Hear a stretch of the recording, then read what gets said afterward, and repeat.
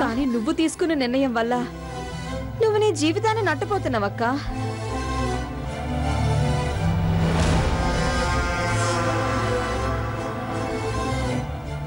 ఈ విషయం నీకు ఇంత ఎడమరి చెప్తున్నా ఎందుకు అర్థం అవట్లేదు?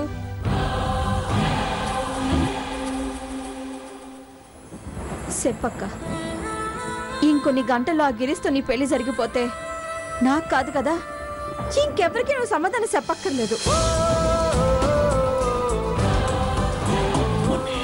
నీకు నువ్వు మాత్రమే సమాధానం చెప్పుకోవాలి. నువ్వు చెప్పే సమాధానంలో నీ మనసు రాజీ పడదు.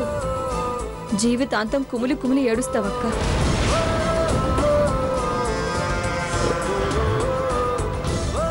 ఒక అబద్ధం చెప్పి ప్రపంచాన్ని మోసం చెయ్యక్క.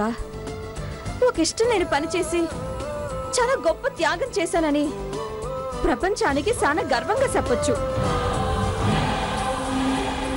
కానీ ఆ పని జీవితాంతం మనశ్శాంతి లేకుండా చేస్తుంది. నాకేమో అక్కడ రామాయణంలో నువ్వు సీతగా, రాముడుగా సక్రిబాబు కనిపించాడు. కానీ ఇక్కడేమో ఈ సీతను రావణాసురుడు చేసుకుంటున్నాడు.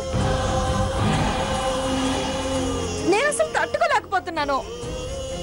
బయట నుంచి నాకింత బాధగా ఉంటే లోపల నువ్వెంత నరకం అనుభవిస్తున్నావు. వద్దక్క, నిన్ను నువ్వు మోసం చేసుకోవద్దు. రావణాసురుడితో పెళ్ళొద్దక్క. నీ రాముడు సక్రిబాబుతోనే పెళ్లి జరగాలి. చంపేస్తానే ఉంటున్నావు. చావు పెళ్లికి మంచి శుభశకునం. నిన్ను చంపేసి ఆ శవాన్ని ముందు పెట్టుకుని అనుమేళ్ళలో తాళి కడతానేమనుకున్నావా? మొత్తం వినేసావా? ఆయన నువ్వు పెళ్లి కొడుకువి, నీకు ఇక్కడేంటి పని? పనేంటే పని. అసలు నా గురించి నువ్వేమనుకుంటున్నావే? పేరుకి పెత్తనమిస్తే తలంతా గొరిగిందని ఫోన్లే తిక్కలదనుకుంటే నాటకాలు ఆడుతున్నావా? నాటకాలు. అనసూయని నాకంటే వాడు బాగా చూసుకుంటాడా?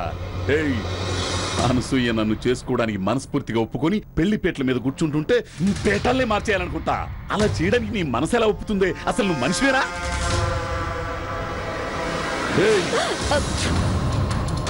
చూడు, అనసూయ చిక్కిని చేసుకుంటే సుఖపడదే, నన్ను చేసుకుంటే సుఖపడుతుంది. అనసూయని మనసు మార్చాలని ప్రయత్నం చేశావు. వెళ్ళిపో. ఇంకోసారి అను దగ్గరకు వచ్చి ఏదైనా వాగినట్టు తెలిసిందో చెప్పానుగా, చంపేస్తానేమనుకున్నావు? గిరిబావా, మనసుకి పశువులకి తేడా ఉంటది.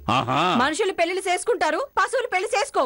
అయినా మా అక్క నీలాంటి పశువులు చేసుకోవడం నాకు ఇష్టం లేదు. ఏం కూసావే? నన్ను పశువు అంటావా?